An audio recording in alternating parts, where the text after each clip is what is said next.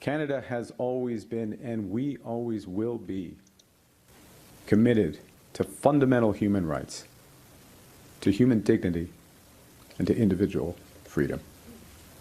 We are a pluralistic society.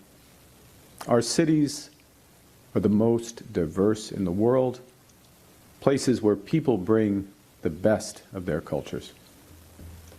We have a public square that's loud, that's diverse and free. Bill C-18 in Canada that the Liberals put into place 2 years ago is stifling and censoring independent media outlets across Canada. Close to 100 have failed since they put this into place. We've asked them to remove it many times, sent many letters, and even asked the question directly to Mark Carney. His only answer was he's going to give more money to the CBC.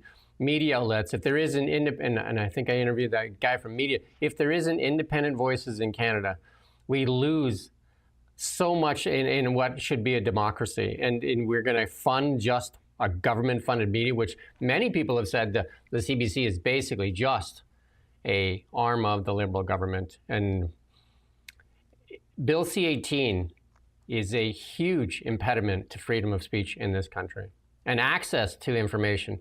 The Liberals who said that the Meta was the devil spend millions of dollars on Meta while they continue to suppress media outlets from putting stuff on Meta. They say it's too important not to allow or not to spend money on Meta so they can get their message out. But I guess it's not important enough for news outlets to get their message out. That alone is the problem. It's also, yeah, I mean, that's like legislative, like it's very concrete. You can just point to that and have like a very sort of formal, literal conversation about it. But there's also the kind of what we talked about with Jonathan Kay. There's also a kind of cultural dimension here. And we have to admit that in general, the Canadian sort of culture when it comes to discussing things in the open in a candid fashion is very different from other democracies.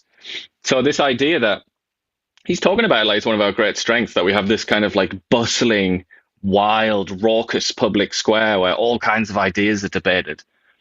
No, that's not true. That's simply not true. And another thing you could do, go on our Twitter feed now, watch that little clip of Jonathan Kay talking about the Kamloops Residential School and the ground radar searches there. Just have a look at that. Have a look at what he says. Bear in mind, he's not just a nobody. He's a very experienced Canadian journalist with a lot of interesting opinions. He's not a partisan. Go and have a look at that and tell me if you think that Canada has a vibrant public square.